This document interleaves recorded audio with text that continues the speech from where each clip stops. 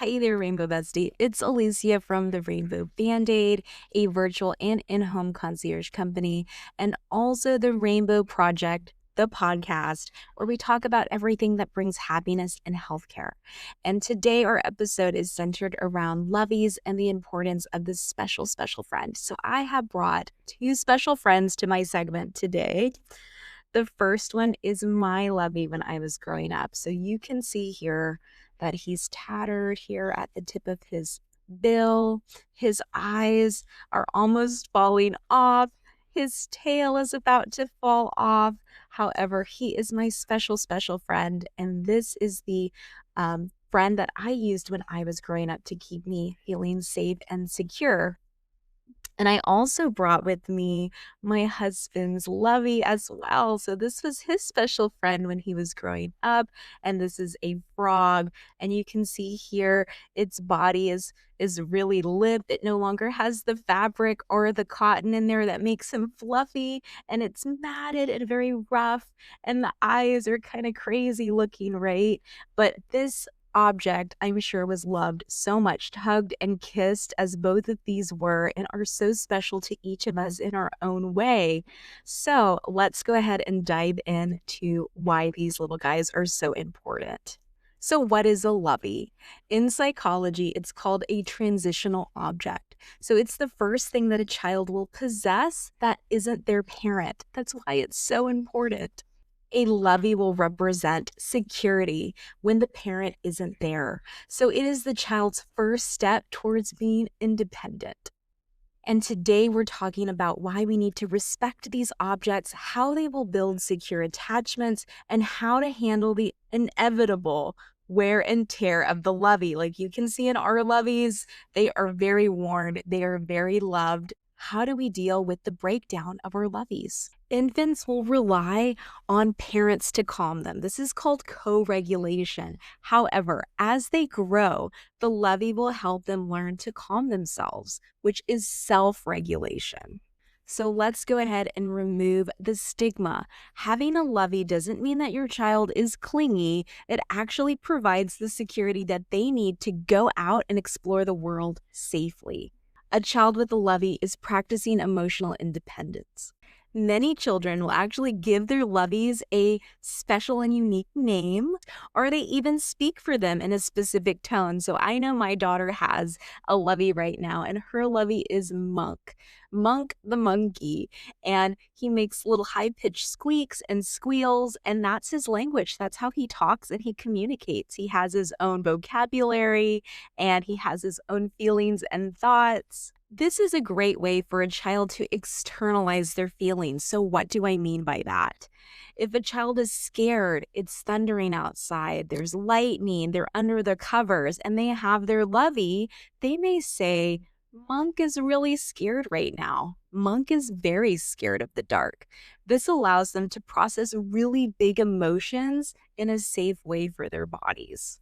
When we create a language or a backstory for their lovey, this is a sign of a healthy development and imaginative play. So when the loveys have their own backstory, Monkey, was born in the zoo and he, came here to our home and now he lives with us and he doesn't want to go back with his other monkeys. He loves our family so much. He has his own backstory and his little high-pitched squeals and his ways of communicating are his own unique ways of talking to us. And that also means that this is a very healthy way for your child to learn and grow and use their imaginative play.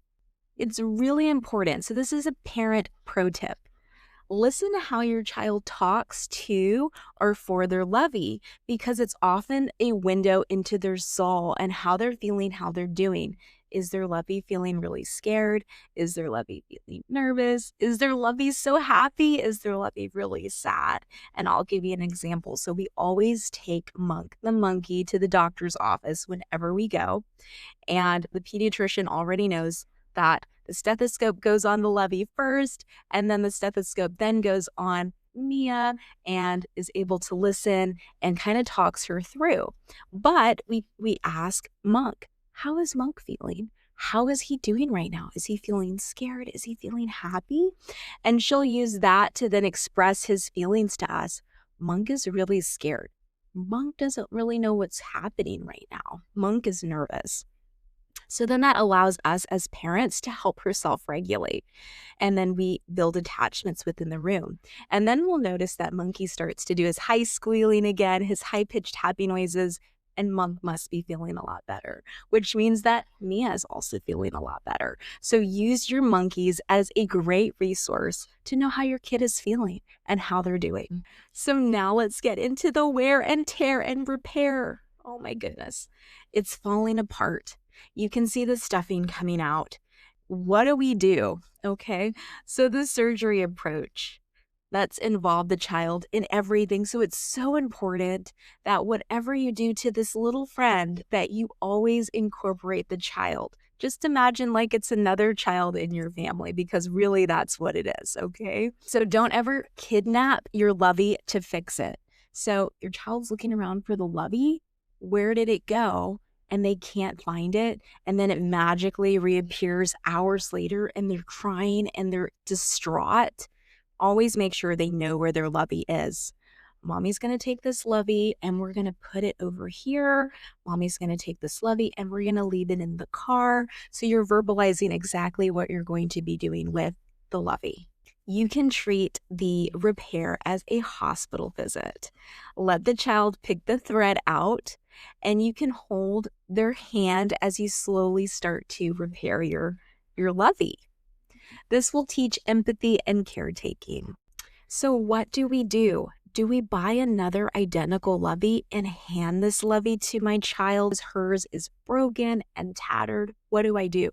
So do not, by any means, get another Lovey. Now you can, if you want to maybe pass it down to, her your granddaughter or grandson as you start to age, as kind of an introductory into Loveys, like a keepsake. Hey, this is what your Lovey looked like when you were small. Perfected, pristine, looking, beautiful. And this could be a Lovey that you pass down to your children. That is a wonderful way to maybe incorporate that and keep the emotional tie with something so special. But I do not recommend giving an extra Lovey to your child. Your child will know the difference and it will never, ever, ever replace the original. So to the child, the smell, the texture, the history are what really matters. So being a parent and being very scared that my daughter would lose her Lovey somewhere, we would go out to eat and it would go missing, that to me is very traumatic. I'm always anxious, panicking. Where is this Lovey? Because God forbid if we lose it, it would really be the end of the world for my daughter, right? It would be a very hard thing for us to go through. So me and my mommy brain, right, wanting to be one step ahead of the game, bought a few different Loveys that are identical to this one. And I swapped it out and she noticed immediately and she was not happy with it. So what she ended up doing was she called it Brother Monk. So she has original Monk is what she calls him, original Monk, brother Monk, brother, other brother Monk. And they all sit and their little family together. But just know that the original can never be replicated and it can never be replaced. But you can get kind of a backup Lovey to make friends with that original Lovey. But they're all different. Just imagine that you picked up a different child and it's now part of your family. Even though they look the same, they're not the same for your child. Okay, so now what do? I'll give you an example. So for Monk, it was losing some thread along the top of his scalp, right? So I got worried, oh gosh, if it slowly starts to tear, the cotton from inside will slowly start to seep out, and that sounds horrible. So we found a wonderful neighbor in our neighborhood, and we sent the Lovey there, and I told her, he's in surgery right now. We are going to make him feel better when he gets home. Let's go ahead and make him a card, a get well card. So when he comes home, he will feel so much better. So that way it removed a little bit of the stress of not knowing where her Lovey was. When is he coming back? When is he coming out of surgery? So he came out. Thank goodness for this neighbor. But the Lovey was beautiful, intact. No more of the thread was coming out. It was wonderful. But what do you do if eyes are missing? If it starts to become tattered, Oh my gosh, that is horrific. I did receive a message from a parent that is currently going through this. Her poor little Lovey was left out and the dogs got a hold of it. So now it has two eyes that are missing and it looks pretty worn out. Poor little guy. What do I do in that case? I don't know if a simple surgery can fix that. What do we do? So for this would be a wonderful way to talk to your child about how to develop coping skills for grief and transitioning into that. Because transitioning a piece of an old lovey into a new one can help. So, if in the case it is non repairable, so it's a blanket maybe, and now it's a piece of thread that's coming out, you can then use that piece to transition it into a new lovey. So, maybe like a patch, or you can have that conversation with your child. It looks like the lovey really wanted to play with the dogs, and the dogs really wanted to play with the lovey. Unfortunately, the eyes now are missing. What are we going to do? We can't fix them, but you know what? Looks like he was so loved and he was so taken care of. And we are just going to nurture that. And that is a gradual progression of how we also age. Our body changes, our face changes, our hair changes. Everything about us changes as we age. We can also recognize this in our loveys as well.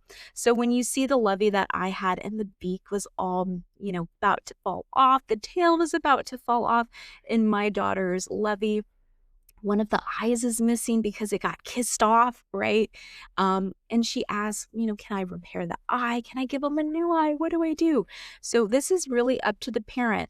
If it's repairable, you can take your child to pick the eye out and sew it on. It could be a wonderful way for you to connect with the lovey and for you to make this special item even more individualized for your child. If in that point it is past repair and there's no way that you can fix this lovey, then you just hold the lovey and you let the child know that you are also grieving the loss and the change of the lovey, but the lovey is still the same. It's still the same one that you love and you care for, and it has its importance no matter what it looks like. And you let them know that it's still special. You can still have it as part of your life. It just looks a little bit different now because it was loved. So, I've also had some parents reach out to me about what do I do with my lovey when it is time for the child to grow up? My child should not be carrying around a lovey. It needs to be tossed away. I'm going to put it away. Should I hide it? What should I do with this lovey? Because I feel like my child is too attached to it. So I want to address the common mistake of throwing a lovey away or hiding it to make the child grow up. So that is not fair to your child. That takes away their secure, healthy attachment, and it brings feelings of fear and mistrust. So I do not recommend doing this.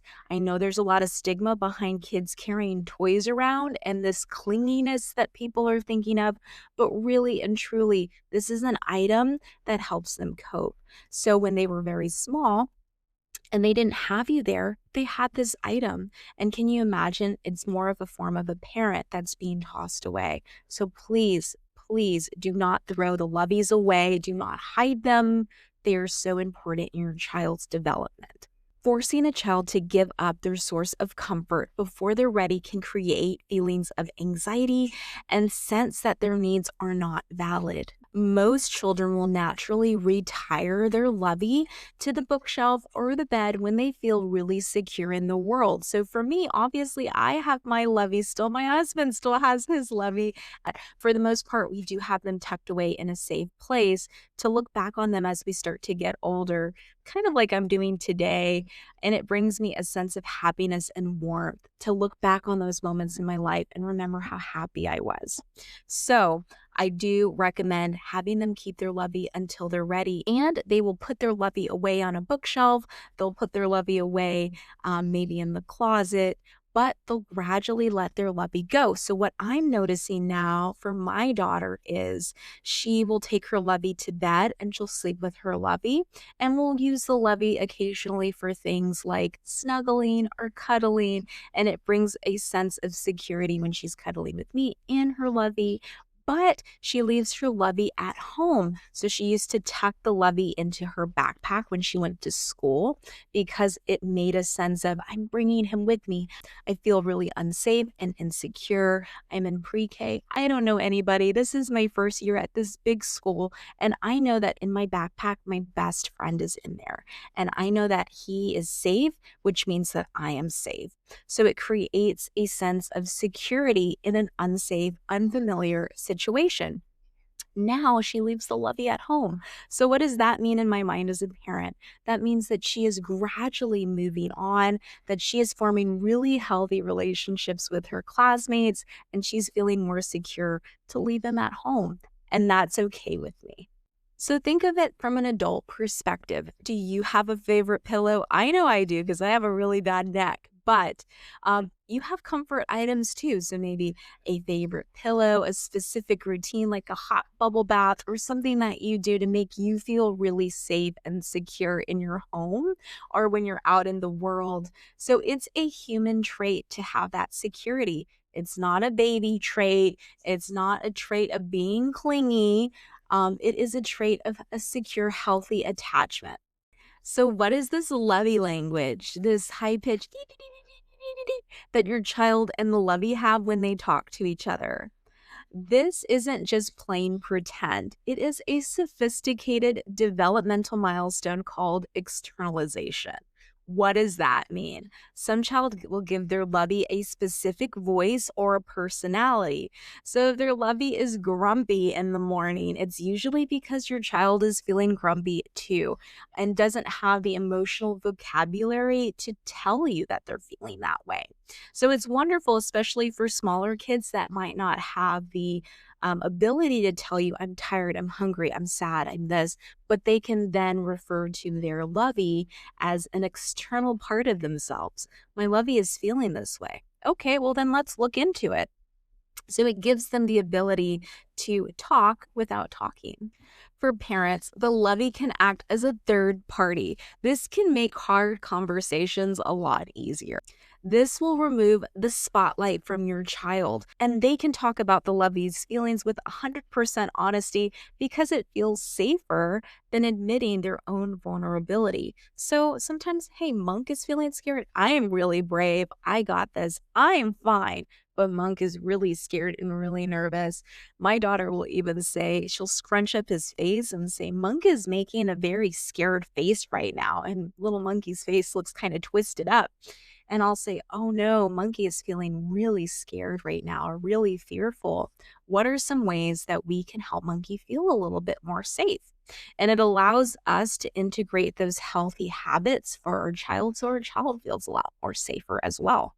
So you can talk to the lovey to show the child how to handle the situation. It's okay, Monk.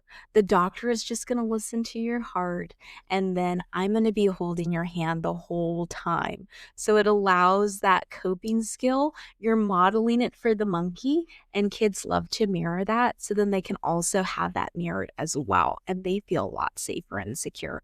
So what do I do if my daughter can't bring her lovey out to class, right? So it's pre-K and we can't have her lovey going around making new friends with classmates. What do we do? So transitional support is so important and can be really fun. So I'm going to give you some real world examples. So suggest a secret mission. Your lovey will stay in the backpack. This is to protect your child's snacks or make sure that all of the books in the bag are safe. So you are giving the monkey a task to do while in the backpack. So that could be a wonderful form to transition the monkey from your child's hands in the classroom to being put away safely in the backpack. We can't take him out to play. He has a job to do, and that job is to be in the backpack to take care of your books and to take care of your snacks. All right, so let's go over some of the big things that we talked about today. Never kidnap your lovey to clean them.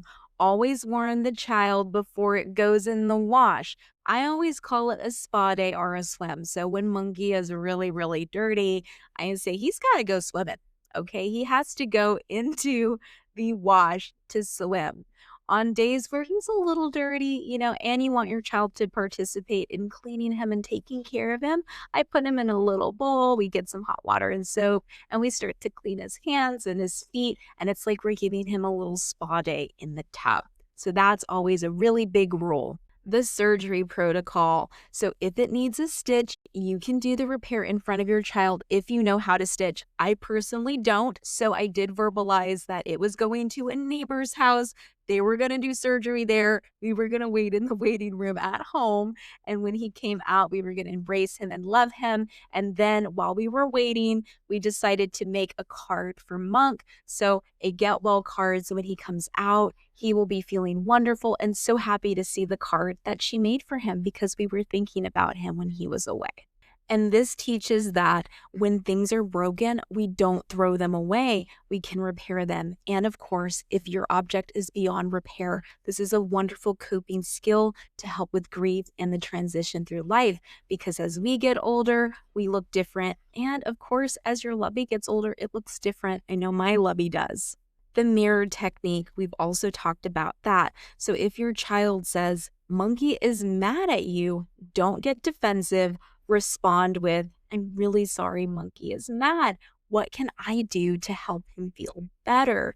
So you are talking to your child's feelings without having that power struggle dynamic. So it's a wonderful instrument to your child to see how they're feeling, how they're doing, and to be able to incorporate ways to help them. Another really important tip that I missed, you can use the Lovey to practice how to be kind. So it can say please and thank you, or it can learn how to share. And by practicing those techniques with the Lovey, it helps build those social muscles when they go out into the real world. There is no expiration date for your Lovey. Forcing a child to give it up before it's ready can cause insecurity and anxiety, so it will make them even more clingy. Do not get rid of the Lovey at all costs. Make sure you keep them safe, and when your child's ready, they will release them and let them go. Really quickly, an important thing I left out. Okay, we talked. This item is so important. I want to do everything that I can not to lose it, because if I do, I know the importance now of what it means for my child, emotional instability that can then maybe result. It helps with self-regulation, helps with all of these things. I don't want to lose my Lovey, but my child wants to take it to the grocery store. My child wants to take it out to the park. I am scared. What do I do? So like I said before, you can give the toy a task. So I will say, Monkey's going to stay in the car. Monkey has to keep your car seat nice and warm. So when you come back, it'll be nice and warm for you. He has to watch, make sure our car is safe. So he's going to stay here and do that. You can also create a travel version of this item. So it can be something small, like maybe a piece of lace that's pink or Monkey's favorite color. What's Monkey's favorite color? Monkey's favorite color is purple. So we're going to bring a purple lace with us. We're going to leave Monkey in the car, and we're going to take this lace with us. That way, if the lace gets lost, no harm, no foul. But if Monkey gets lost, oh no, that is such a hard day. So we want to make sure that we are incorporating the Monkey or the toy in our decisions. This is an extension of Monkey, if you can even believe that. So we're taking a small item. It can also be maybe Monkey's little friend. Maybe you have a little toy monkey that Monkey has, and we're going to take him out with us. So that could also be a safe way for you to transition to different locations without the fear of losing the original Monk. And finally, if you've learned nothing else from this video, the big takeaway is respect the Lovey. When you respect the object, you are validating your child's internal emotional world, and that is so, so important. To the world, it's just a matted piece of fabric or a bear with one eye. But to your child, it is their first friend, their bravest protector, and their safe space. So when we respect the Lovey, we respect the child. I hope that you got so much out of our video today. And if you did, go ahead and subscribe. I would love for you to keep following me for more educational content. And if you have any questions or concerns, you can always let me know. Have a wonderful